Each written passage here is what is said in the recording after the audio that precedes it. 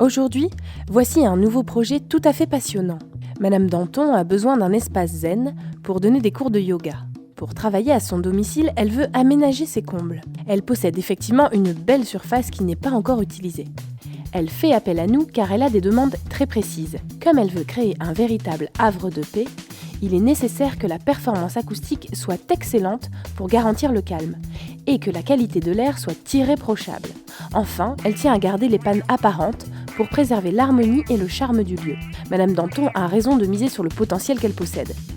Pour réussir rapidement et à moindre coût cet espace de ressourcement confortable et chaleureux, je proposerai sans hésiter un système complet d'isolation en 2 couches qui garantit également l'étanchéité à l'air.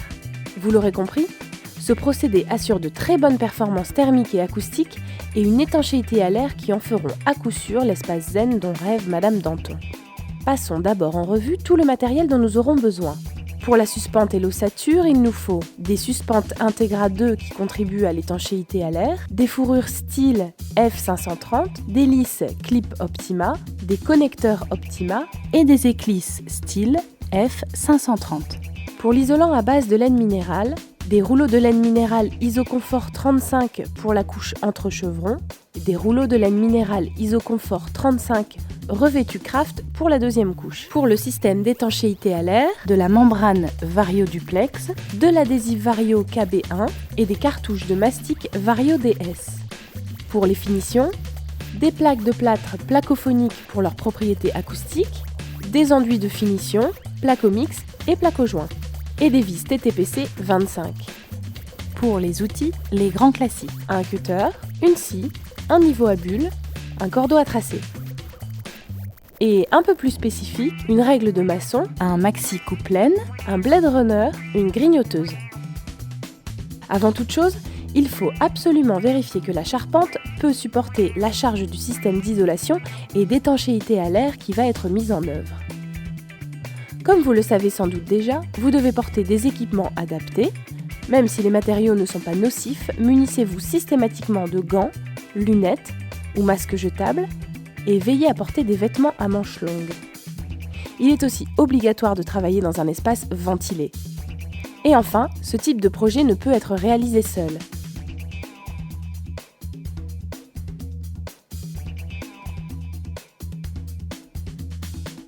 Pour commencer, nous allons vous présenter la suspente Integra 2.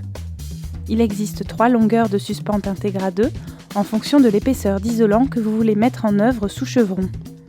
La 12-16 pour un isolant de 120 à 160 mm, la 16-20 et la 20-24. Elles sont constituées d'une tige, d'une rondelle et d'une clé.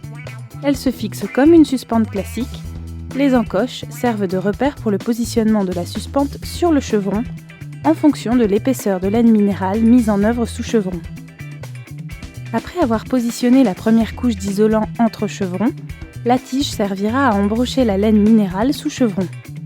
Et voici la rondelle qui maintiendra la seconde couche d'isolant sous chevron.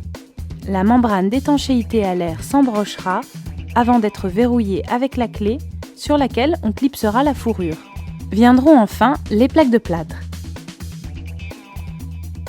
Voilà le comble à isoler. Choisissez la longueur de suspente en fonction de l'épaisseur de la couche sous chevron et fixez-la au chevron à l'aide de 2 vis à bois de longueur de 35 mm. Pour l'alignement au cordeau, utilisez les encoches au bout de la tige. Positionnez les suspentes. S'il y a un écran sous toiture HPV, l'isolant entre chevrons peut être posé à son contact. S'il n'y a pas d'écran ou s'il y a un écran non HPV, laissez une lame d'air de 2 cm en sous-face des lithos. Découpez les laies de laine minérale pour la première couche dans la largeur du rouleau à la dimension de l'anthrax entre 2 chevrons plus 1 cm. Posez les laies entre chevrons en laissant affleurer la laine pour respecter la lame d'air. Embrochez la deuxième couche de laine minérale sur les suspentes. Elle peut être nue ou revêtue d'un surfaçage Craft.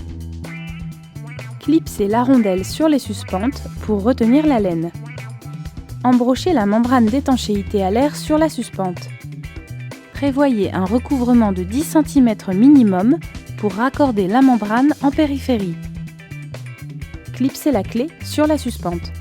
Le clic sonore indique que l'étanchéité à l'air est garantie. Pour jointoyer 2 laies de membrane avec un recouvrement de 10 cm, utilisez l'adhésif Vario KB1. Clipsez les fourrures sur les clés des suspentes Integra 2. Vous créez ainsi un espace technique entre la fourrure et la membrane qui permettra de passer tous les réseaux techniques. Vissez les plaques de plâtre sur les fourrures et arasez la membrane qui dépasse. Traitement des points singuliers. Jonction sur éléments de structure. En périphérie de l'ouvrage, sur le mur pignon et sur le plancher, utilisez le mastic Vario DS pour réaliser une jonction étanche de la membrane avec les différents éléments de maçonnerie préalablement dépoussiérés.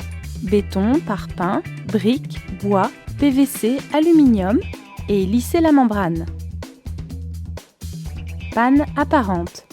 Si vous choisissez de laisser les pannes apparentes, prévoyez un débord de 10 cm de membrane de part et d'autre de la panne.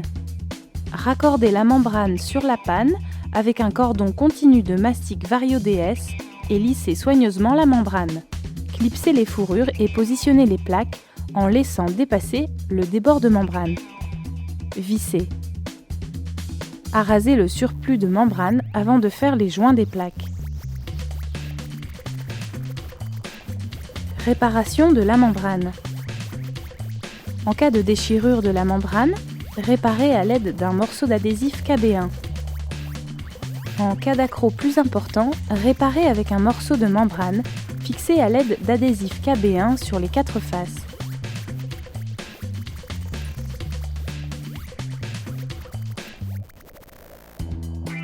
Fenêtre de toit. Incisez la membrane horizontalement d'un bord à l'autre de la fenêtre de toit. Puis continuez la découpe en forme de H le long des joues verticales de la fenêtre. Assemblez les laies au moyen d'adhésif KB1.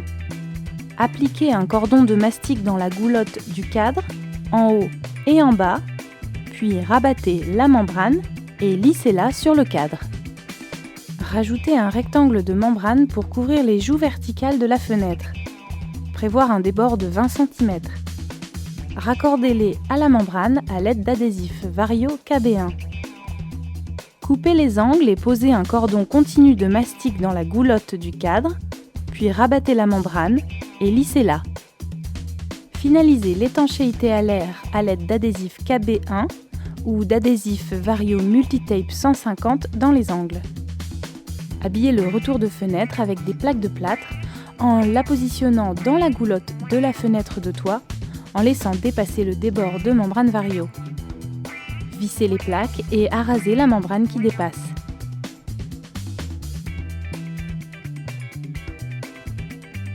Étanchéité autour des gaines de gros diamètre. Pour assurer l'étanchéité autour des gaines de gros diamètre, découpez un rectangle de membrane Vario de 30 cm minimum de large et de longueur suffisante pour faire le tour de la gaine augmenté de 10 cm. Entaillez la membrane Vario sur une longueur de 10 cm tous les 5 cm.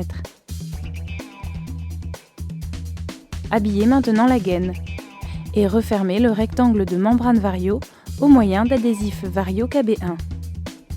Appliquez un cordeau de mastic Vario DS autour de la gaine, puis rabattez les languettes. Maintenez-les en place avec quelques points de mastic. Au centre d'un carré de membrane Vario d'une largeur égale à 4 fois le diamètre de la gaine, tracez un cercle du diamètre de cette dernière, puis évidez-le. Appliquez ce carré autour de la gaine, puis collez-le avec de l'adhésif KB1. La pose d'adhésif Vario KB1 sur les bords de l'empiècement finalise l'étanchéité. Appliquez ensuite un cordon de mastic Vario DS à la jonction de la pièce rapportée de membrane Vario et de la gaine. Conduit de cheminée. Dans le cas d'un conduit en inox isolé, on ne peut pas se raccorder directement sur la membrane. Découpez un carré dans la membrane à la dimension de la plaque de sécurité au feu étanche à l'air, diminuée de 5 cm pour pouvoir assurer le recouvrement de membrane. Mettre en place la plaque de sécurité au feu étanche à l'air sur le conduit. Jointoyer la membrane sur la plaque de sécurité au feu à l'aide du mastic Vario DS. Passage des réseaux dans l'espace technique. La suspente Integra 2 permet de créer un espace technique entre la membrane et la plaque de plâtre. Cet espace est prévu pour passer toutes les gaines techniques et les boîtiers électriques et de dérivation. Dans la mesure du possible, placez le tableau électrique dans le volume étanche à l'air. Toutes les gaines circuleront dans l'espace technique et le réseau sera ainsi étanche. Passez les gaines entre les fourrures et la membrane. Les membranes d'étanchéité à l'air étant souples et élastiques, elles peuvent être déformées localement pour intégrer des boîtiers entre la plaque de plâtre et la membrane. Pour les spots lumineux, respectez les espaces de ventilation prescrits par les fabricants. Pour les boîtiers DCL, réalisez l'étanchéité à l'air au pourtour du câble de fixation à la charpente à l'aide de mastic Vario DS ou d'adhésif Vario Multitape. Vous pouvez même intégrer des boîtiers de dérivation dans cet espace technique.